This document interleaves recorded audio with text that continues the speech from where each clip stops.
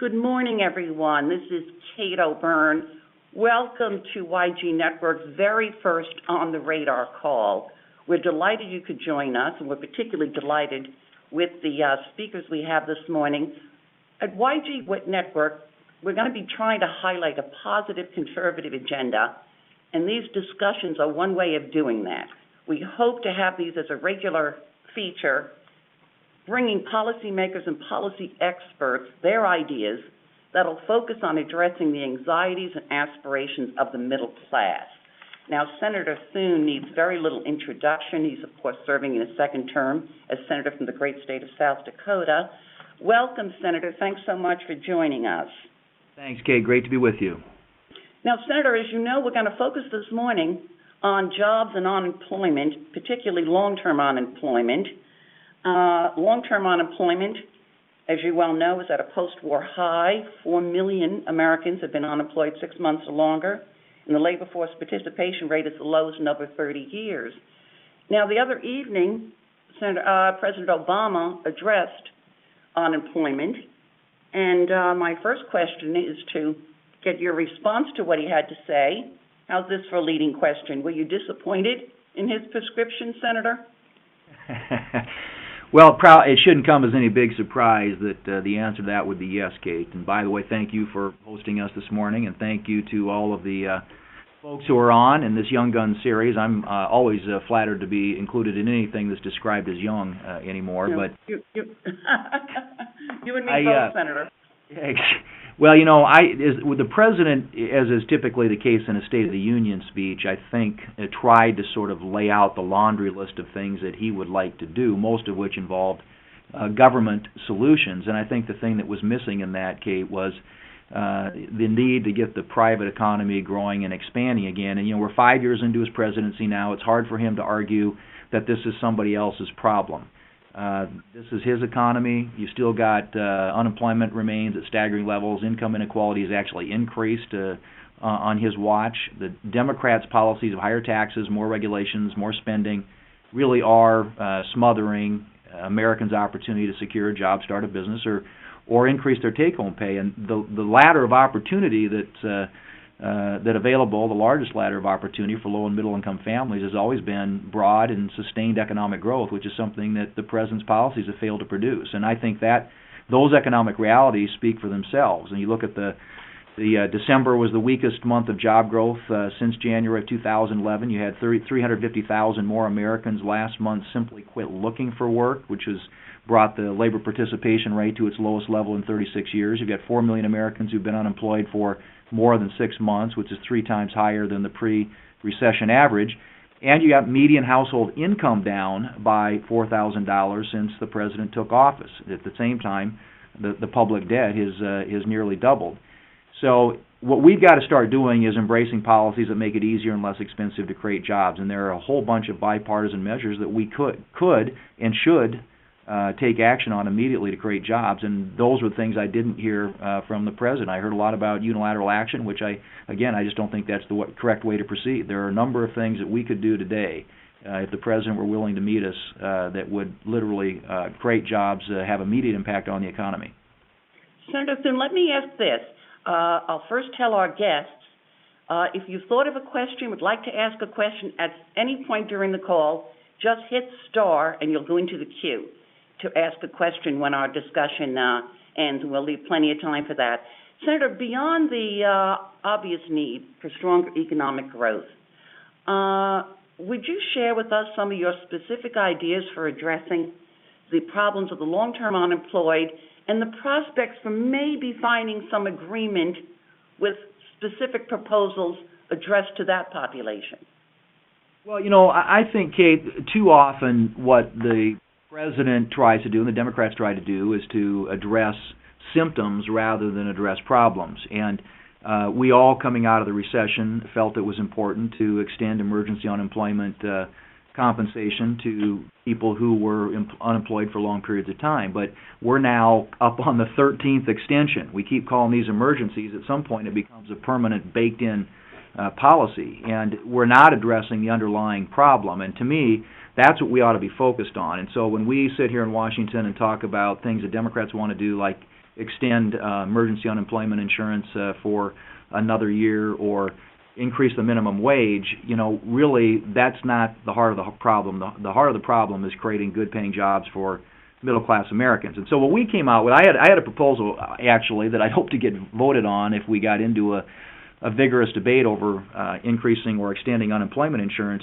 that really dealt with the problem. And the whole purpose behind it was to make it less expensive and less difficult for employers to hire employees. And one of the proposals in there was to exempt long-term unemployed people from the Affordable Care Act's mandate that certain businesses provide health insurance, the employer mandate, or pay a fine, and that could save an employer up to $3,000 per employee. We would have included a 6-month employer-side payroll tax holiday for each long-term unemployed individual hired. So that could have, again, if it's a $40,000 a year salary, that's a $1,200 incentive to hire a long-term unemployed person for an $80,000 a year salary, $2,480. And then we would have created, and this is something that Michael Strain worked with us on, a one-time low-interest loan of up to $10,000 for a long-term unemployed person to relocate more than 50 miles away to start a new job, or to relocate to a place, a new state or a metropolitan area with an unemployment rate that is at least 2 percentage points less than the individual's current place of residence. And so that's something that we hear all the time. There's a barrier because people who are unemployed don't have the resources to be able to relocate, and this is something that would help allow them to do that and get them to a place in the country where the unemployment rate is significantly lower. And then finally, we would have passed the House Skills Act, which does consolidate 35 federal employment and training programs into one single workforce investment fund that would be a source of support for employers and workers and job seekers at the state level. Try and get these 50 different programs that we have across 9 bureaucracies here in Washington, push more of that control and more of those resources out to the state and streamline those programs in a way that would better manage worker training initiatives. And so those were all components of a proposal that we had, and we think that's the way to approach the issue, is to deal with the issue of jobs and hiring and making it less expensive for employers to hire, as opposed to consistently trying to treat symptoms of these problems, and you just get the same result. Thank you, Senator. I know those are the kinds of concrete proposals I know that YG Network is trying to promote. I know Michael Strain, Senator, has influenced your thinking. Let me bring him into our conversation now. Thanks for joining us, Michael. Michael's a resident scholar at AEI, where he focuses on labor economics and applied microeconomics. That might be the kind of introduction that normally turns off people, Michael. But I think our guests are going to find you as engaging as we have. Michael, in the past, has been an economist at the Census Bureau and an economist at the Federal Reserve Bank. Now, Michael, you too responded, I saw the next morning, to the President's State of the Union address. And one thing you draw our attention to is the problem of the long-term unemployed. You call it arguably our most serious social and economic problem. Michael, why is that the case, given that as the economy improves and unemployment rate starts dropping, these people will get jobs? So why do you see it as such a potentially long-term problem for the unemployed, the long-term unemployed? Well, I think it's a long-term problem because we know that even in a healthy economy, the longer a person has been unemployed, the smaller the chance that that person will eventually end up in a job. In addition to that, we know that in a depressed economy, like the economy that we've been living through for the past few years, we know that there's a stigma associated with having been unemployed for such a long period of time. So a firm, it may be looking through resumes and saying, okay, here's this person, they've applied for a job with me, they look pretty good, I think they might be able to do a good job, but oh look, they've been unemployed for 6 months, or they've been unemployed for a year, and we know that unemployment spell of that length in and of itself turns the employer off. The employer says, oh, maybe this person keeps blowing out their job interviews, maybe there's something about this person that I'm not picking up on the resume, I'm going to go ahead and pass and hire and call someone else in for an interview. And so those are the kinds of dynamics that make long-term unemployment a special kind of problem. And I agree with you completely that as the economy picks up, you would expect to see folks who've been unemployed for, a few weeks or a few months get reabsorbed into the ranks of the employed. But I think we have to think harder about long-term unemployment and recognize that it is a special situation. And as Senator Thune said, to try and craft policies that deal specifically with that.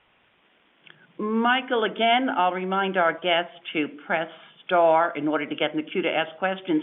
Michael, do we know who the long-term unemployed are? Who are they? We do, yeah. Well, they represent a broad mix of people. You have some of the long-term unemployed who never completed high school. You have some that hold graduate degrees. You have some of the long-term unemployed that are very young workers, and you have some that are over 50. They live all across the country. Their previous job was in a wide mix of industries and occupations. And so, we may be, if say they were all, 55-year-old former construction workers, then we may think, okay, there's not a lot of hope for these people. The economy has moved on, and even if everything gets better, there's just not going to be a lot of work for someone who lost their job as a truck driver at the age of 55. But fortunately, that doesn't seem to be the case. They represent a wide range of backgrounds, educational backgrounds, and ages. And so the types of policies that Senator Thune is talking about, I have a good deal of optimism that if we actually implemented them, they would be able to work and help these folks. Now, Michael, you chastise your fellow conservatives.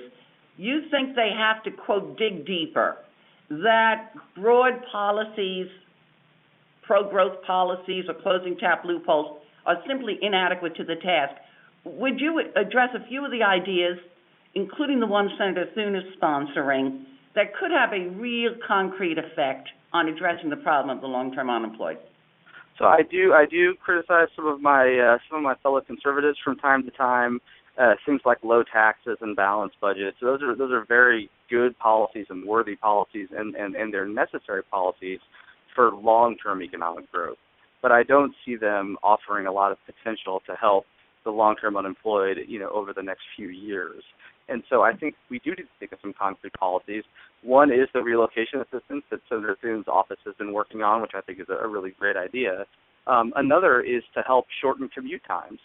So we know that areas of the country where there's a lot of sprawl, where lower-income working-class neighborhoods are very far away from downtown commercial centers, we know that those areas are characterized by especially low rates of economic mobility and, in many cases, high rates of unemployment. And so, Michael, that sounds like infrastructure.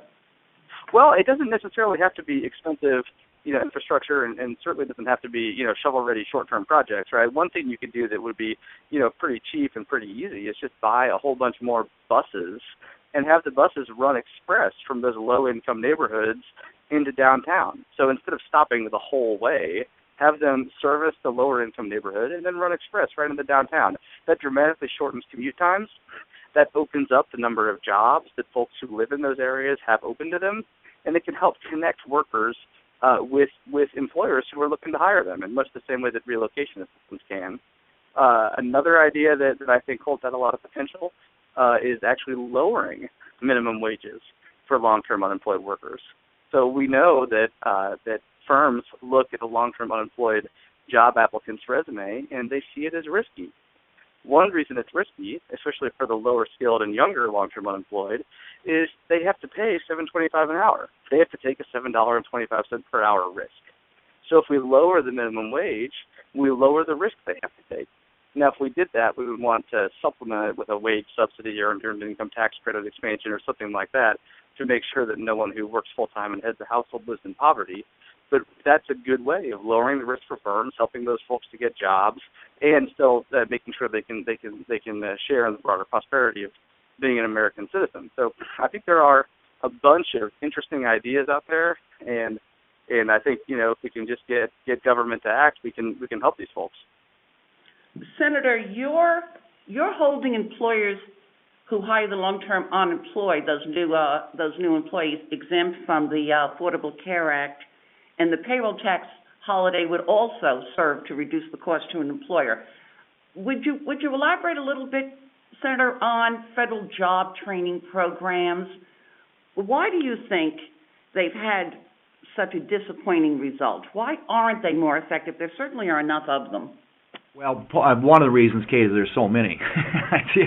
There's so much redundancy and duplication. When you have 50 programs at the federal level that deal with worker training spread across 9 federal bureaucracies, they just don't get evaluated for whether they're effective or not. And so, I think streamlining these programs, empowering state governors to better manage these worker training initiatives is going to benefit not only employers but prospective employees as well, and particularly those who have been unemployed the longest. I just think that the things that we have today, if they work, we don't know it, and in most cases we don't believe they do. But there's not a lot of validation of these programs' effectiveness. And I think to me it seems that whenever you have big bureaucracies in Washington that become redundant and duplicative, that you get pretty poor outcomes. And that's why the Skills Act that passed the House, and we include that as a component in our proposal,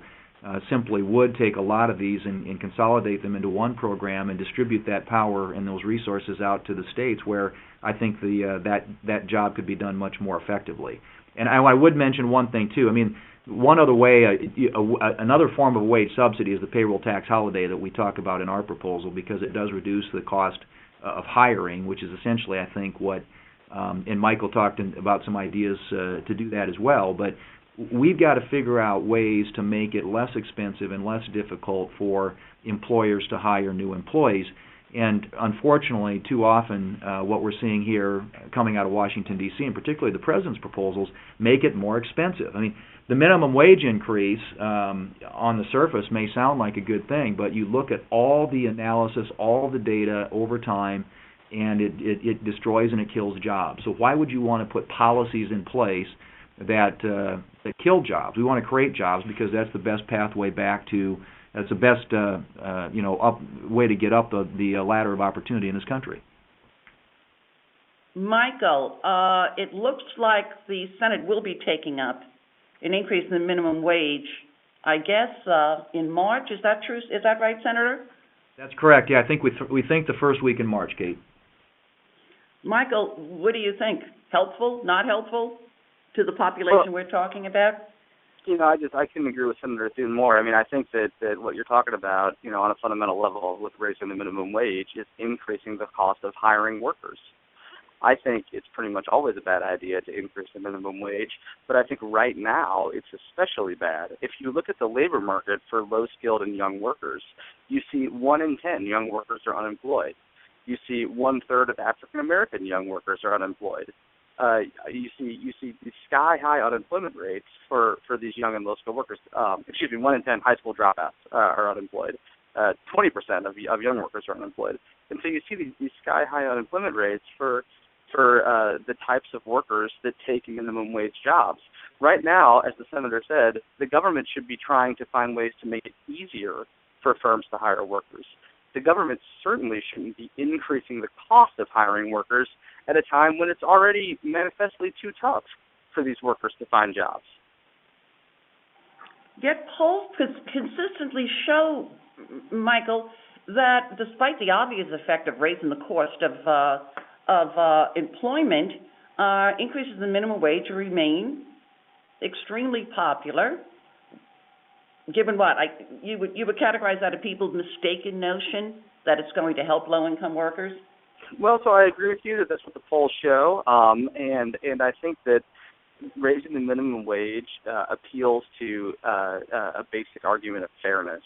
I think that a lot of folks right now have been living through tough times, and they look and they see that the top 1% or the top 0.01% are doing extremely well, and there's a general sense that the rest of the economy is kind of being left behind.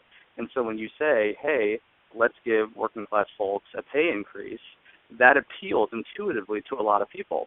If you look harder at the issue, though, what you see is that if you were to raise the minimum wage from where it is now, you would only be helping, say 10% or something like that of the households that would be helped live in poverty, whereas, say, 40% are considerably above median income.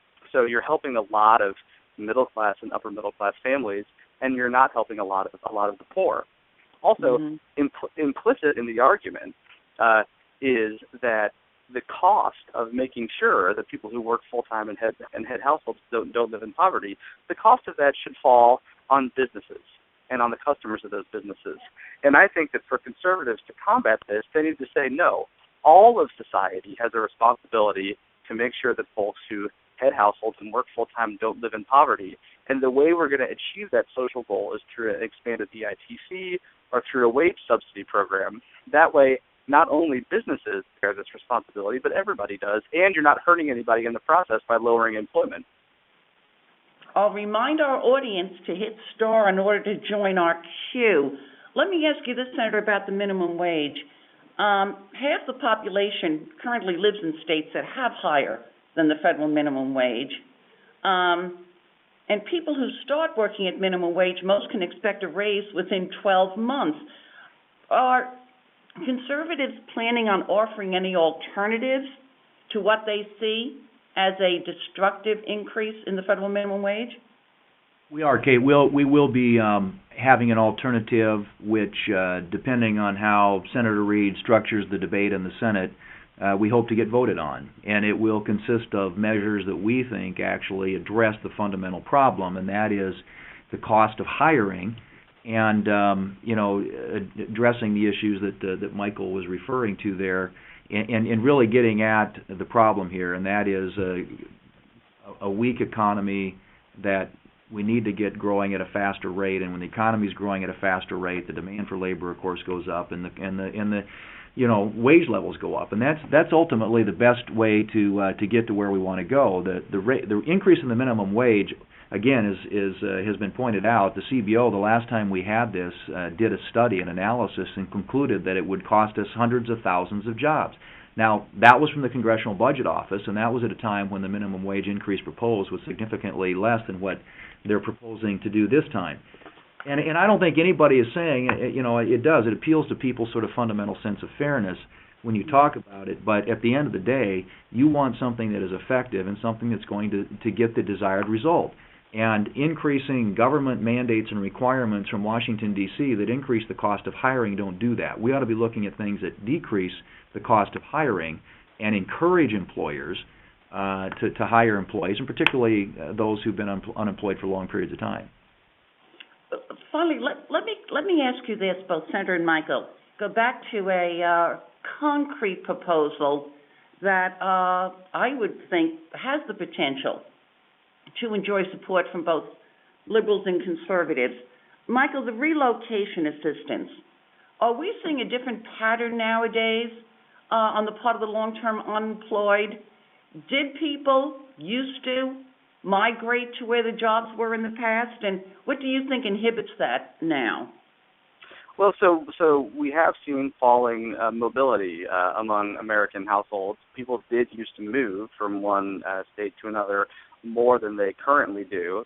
I'm not sure that there's a really solid explanation for why that's the case. There are some competing theories out there, but the fact remains that people did used to be more mobile than they currently are. And if you look at research from a couple decades ago, it shows that that kind of mobility was extremely important in restoring the labor market to equilibrium and in bringing unemployment down.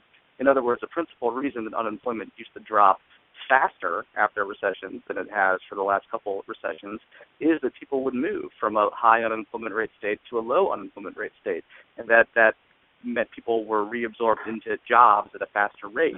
And so the proposal that I've put forward and that Senator Thune is advocating will help make that happen in a way that it used to, more than it's currently happening now.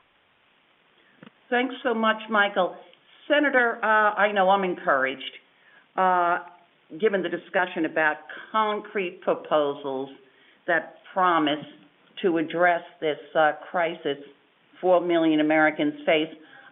We're getting requests for follow-ups with both of you, so I think we'll be sharing some emails. Your long-suffering press secretary, I think, Senator, is going to be on the spot. But we're bumping up against our close time, so I'd like to thank you so much, Senator Thune and Michael Strain, for joining us this morning. Thanks, Kate, and thank you for doing this. And remember, in South Dakota, the unemployment rate is 3.6%. So we're welcoming all employers and employees to our fine state. You're doing something right there, Senator. Thank you. Thanks so much for having me.